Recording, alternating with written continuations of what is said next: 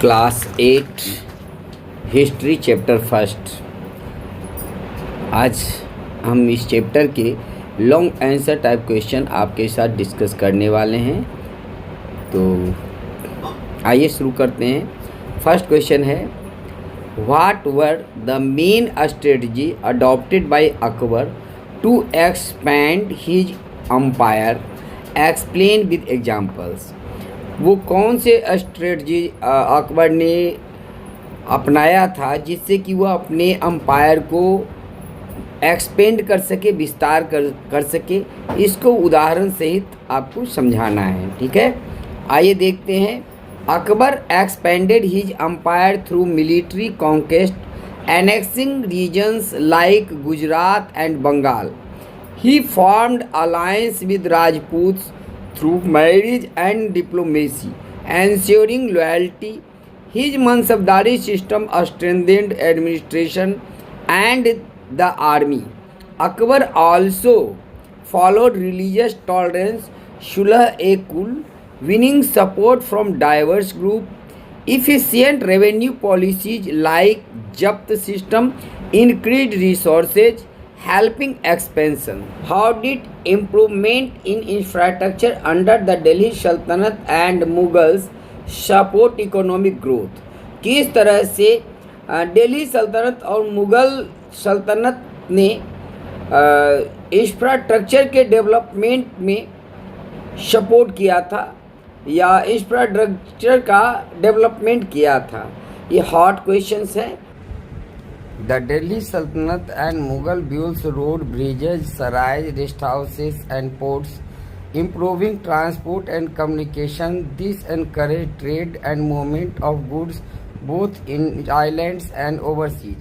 Better connectivity reduced the cost and risk for merchants, leading to growth in markets and cities, boosting the economy. Delhi सल्तनत और मुग़ल सल्तनत के जो राजा थे उन्होंने सड़क, पुल, बाज़ार और बंदरगाह का निर्माण किया था, जिससे कि ट्रांसपोर्ट और कम्युनिकेशन का विकास हुआ। इसके इसके बढ़ावा देने से ट्रेड और सामान की आवाजाही बढ़ी। दोनों इनलैंड और ओवरसीज दोनों ही तरह के ट्रेड के मूवमेंट बढ़े। बेटर कनेक्टिविटी के कारण जो गुड्स हैं उसके दाम कम हुए और जो मर्चेंट्स का रिस्क होता है वो कम हुआ। Leading to growth in markets and cities. इससे क्या होता है कि मार्केट का ग्रोथ हुआ, शहरों का ग्रोथ हुआ और इसने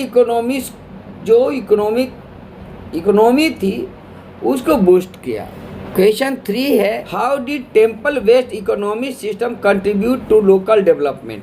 आंसर है, temple acted as economic centres, owning land and collective donation. Temple जो था एक आर्थिक गतिविधियों का केंद्र के रूप में काम करता था, जिसमें कि लैंड ऑनर्स और जो डोनेटर्स डोनेट करते थे, कलेक्टिव डोनेट्स। लैंड ओनर्स क्या करते थे, जो दान में आता था उसको कलेक्ट करते थे। They provided employment to priests, artisans and labours. वे जो पुजारी थे, जो आर्टिस्ट थे, जो मजदूर थे, उनको रोजगार उपलब्ध कराते थे। Temple also supported trade, storage and distribution of goods, promoting local markets and development. जो मंदिर था वह व्यापार को बढ़ावा देता था, वो भंडारण की व्यवस्था वहाँ होती थी और सामानों के डिस्ट्रीब्यूशन का काम होता था। इसके साथ साथ उस टेम्पल से लोकल मार्केट को प्रमोशन होता था और डेवलपमेंट के काम भी होते थे। क्वेश्चन 4 है, analyse why Maharana Pratap adopted guerrilla warfare instead of direct war battles. आखिर क्यों महाराणा प्रताप ने डायरेक्ट युद्ध के बजाय उन्होंने गुरिल्ला वारफेयर के मेथड को क्यों अपनाया? Maharana Pratap used guerrilla warfare because his army was smaller than Mughals. The hilly terrain of Mewar suited surprise attacks.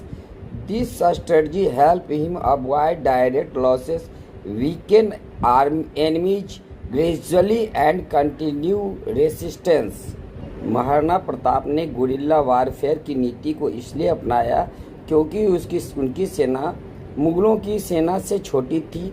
जो हिली टेरेन ऑफ मेवाड़ था वह सरप्राइज अटैक को शूट करता था। उनकी यह स्ट्रेटजी डायरेक्ट लॉस से उनको बचाती थी, जिससे उनके जो शत्रु है वो कमज़ोर पड़ते जाएं धीरे धीरे और वह अपना रेसिस्टेंस को जारी रख। Question number 5, how did the pact system strengthen the Ahom kingdom both administratively and military? किस तरह से मिलिट्री और एडमिनिस्ट्रेटिवली दोनों ही तरह से अहोम किंगडम को पैकेज सिस्टम ने मजबूत किया था, स्ट्रेंथन किया था? आंसर है the package system required people to give labour and military services to the state. Package system ने इस तरह के रिक्वायरमेंट को पैदा किया था जिसमें मजदूर और मिलिट्री सर्विस दोनों ही लोगों को देना होता है, यानी मिलिट्री सर्विस भी वो करते थे और मजदूर के रूप में भी काम करते थे। It ensured a regular army without heavy expenses and help to building roads, irrigation and administrative system. देखिए क्या होता था कि वही सेना जब युद्ध का समय होता था तो मिलिट्री में वो काम कर लेता था और उसी सेना से वे लोग रोड बनवाने के काम, सिंचाई के काम और एडमिनिस्ट्रेशन के काम भी करवा लेते थे। This strengthen both governance and defence. ये गवर्नेंस और डिफेंस दोनों को ही पैकेज सिस्टम ने मजबूत किया था। क्वेश्चन नंबर 6 है, describe the main challenges faced by peasants, artisans and labourers towards the end of the 1600s। किस तरह के चैलेंज को मजदूर, कलाकार और किसान फेस किए थे 1600 ईस्वी के बाद? ठीक है, peasants faced heavy taxes and crops failures, artisans suffered due to declining demand and exploitation by officials. जो किसान थे वो हैवी टैक्स से परेशान थे, क्रॉप्स फेल्योर से परेशान थे, आर्टिजन्स जो थे वो डिमांड कम होने के कारण सफ़र कर रहे थे और जो ऑफिसर्स थे उसके द्वारा जो एक्सप्लॉयटेशन हो रहा था, उसके द्वारा जो शोषण होता था उनको चुनौतियों का सामना करना पड़ रहा था। Labourers had low wages and poor conditions. जो मजदूर थे उनको कम वेतन मिल रहा था और बड़ा ख़राब कंडीशन में उनको काम करना पड़ता था। Continuous wars and instability worsened their hardship.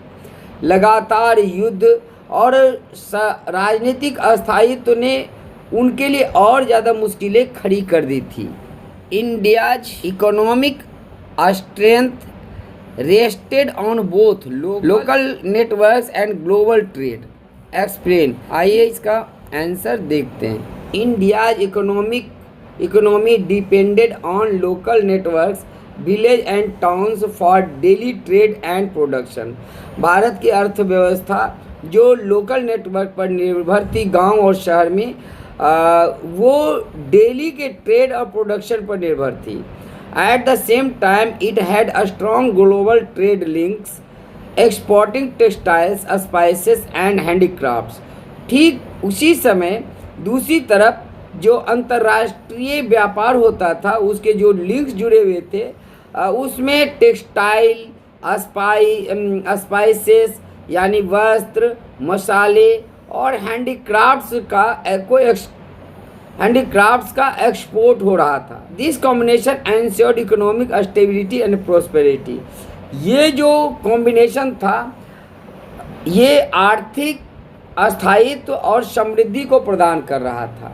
यूँ समझिए कि लोकल नेटवर्क जो था गांव और शहर का, वहाँ डेली के जो ट्रेड होता था, जो प्रोडक्शन होता था वो लोकल नेटवर्क के द्वारा होता था और ठीक उसी समय जो अंतर्राष्ट्रीय व्यापार हो रहे थे जिसमें कि वस्त्र, स्पाइसेस और हैंडीक्राफ्ट्स वगैरह शामिल थे, वह भारत की अर्थव्यवस्था में स्थायित्व और समृद्धि ला रहे थे। लास्ट क्वेश्चन है, Mughal rule significantly enriched Indian art, architecture and administration.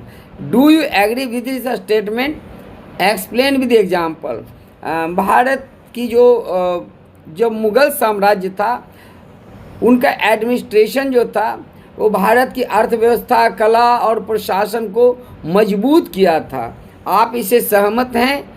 अगर सहमत है तो उदाहरण देकर समझाएं। Mughal rule enriched India through art, miniature paintings and architecture, Taj Mahal, Red Fort, etc. Their administrative system, mansabdari, revenue policy improved the governance. Cultural building also promoted unity and development. तो भारत में जो मुग़ल रूल था वह यहाँ के कला, जिनमें से खास करके मिनिएचर पेंटिंग्स था, उसको ज़्यादा इनरिच किया। आर्किटेक्चर के क्षेत्र में ताजमहल, लाल किला जैसे बिल्डिंग बने। इसी प्रकार से एडमिनिस्ट्रेटिव सिस्टम, जिनमें मनसबदारी और रेवेन्यू पॉलिसी थी, वह गवर्नेंस को मजबूत किया। Cultural blending also promoted unity and government. जो सांस्कृतिक संबंध थे, उन्होंने देश की एकता और विकास को मजबूत किया।